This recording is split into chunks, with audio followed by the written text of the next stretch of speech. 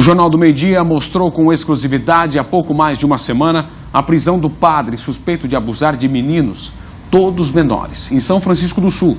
A defesa do religioso tenta na justiça tirá-lo da cadeia, mas enquanto isso, ele continua preso. E assim também se sentem as famílias das vítimas, presas e numa tristeza sem tamanho. Os meninos buscam apoio psicológico e, assim como os pais, precisam ter coragem de enfrentar uma comunidade que se volta contra eles por terem denunciado a situação. Eu quero ver essa matéria aqui, coloca na tela pra gente. A notícia do padre que trabalhou tantos anos na cidade e que havia sido preso por suspeitas de pedofilia chocou e revoltou os moradores de São Francisco do Sul. Você confia num padre que deveria, sei lá, pregar o contrário? Né? As crianças são inocentes, não passa pela minha cabeça esse tipo de coisa. Eu acho que se aconteceu realmente, acho que deveria ser preso. Aqui mesmo em São Francisco é difícil, né, acontecer uma coisa assim. Então os pais das crianças têm que ficar mesmo com, né, chateado, tudo, né. Uma tristeza, né, pessoal. Você chegou a se colocar no lugar de um pai, de uma mãe? Ai, como, né? Porque ninguém quer isso pro filho da gente. Chocante, né, um padre. Pessoas que a gente confia, no caso, os nossos filhos até, né? Fazer uma coisa dessa, né? Bem chocante, né? O padre continua detido na UPA de São Francisco do Sul em prisão temporária, que pode ser prorrogada por mais 30 dias. O delegado que coordena as investigações ainda não pediu prisão preventiva. Marcos Roberto Ferreira, de 37 anos, foi surpreendido pela Polícia Civil no dia 9 de junho. Segundo a investigação, o abuso sexual acontecia na casa paroquial e durante retiros espirituais promovidos pelo sacerdote. Enquanto tenta retomar a rotina, essa mãe, que também denunciou o pároco, conta que sofre por ter que lidar com o sentimento de traição por aquele que era considerado da família. Ela não deixou de ir na igreja, mas retomar a vida não está sendo fácil. Eu, particularmente, me vejo vivendo um pesadelo.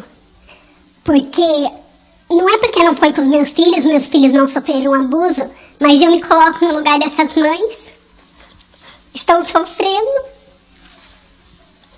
Um dos meninos, o que fez a denúncia, o que teve a coragem, ele não chegou a ser abusado por mais do que a primeira vez, né? Porque ele teve essa coragem de fazer essa denúncia.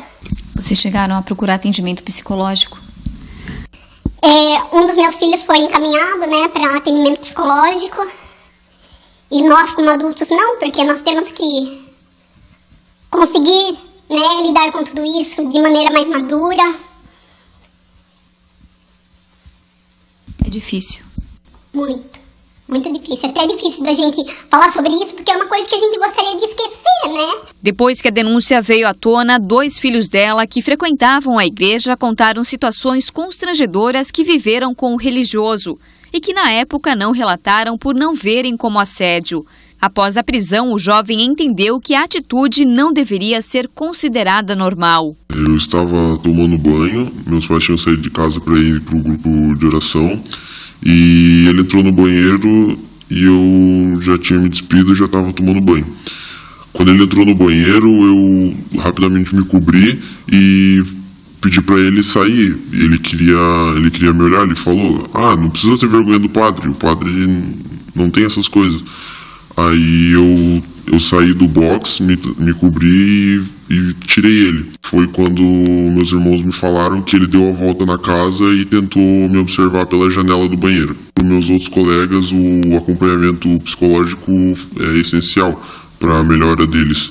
Além de ter que conviver com a decepção e a desconfiança constante em relação a qualquer estranho que se aproxime dos filhos, a mãe relata estar sofrendo pressão por parte daqueles que acreditam na inocência do religioso. As famílias iam à igreja, viviam uma vida normal, até que isso tudo aconteceu e virou a vida delas de perna pro ar. Então, ainda mais sofrendo 2 vezes. Primeira vez pelo abuso e agora pela perseguição das pessoas e pelas redes sociais que ainda acusam essas famílias por estarem fazendo isso com o padre e não acreditam, colocam em dúvida até o depoimento dessas crianças.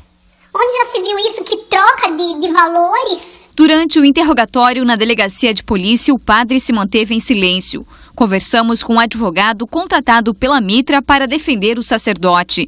Segundo Carlo Onotório, o primeiro pedido de revogação de prisão foi negado pelo juiz do Fórum de São Francisco do Sul. Outra solicitação foi feita, dessa vez para o Tribunal de Justiça em Florianópolis. Foi feito, após a negativa do pedido de revogação, a gente fez um pedido de habeas corpus que vai tramitar perante o Tribunal de Justiça agora. O padre confessa a culpa ou ele alega ser inocente? Na verdade, a gente não entrou no mérito ainda, porque está na fase investigativa ainda e não existe uma ação penal, né? A questão do mérito vai ser discutida na ação penal, né? Apenas.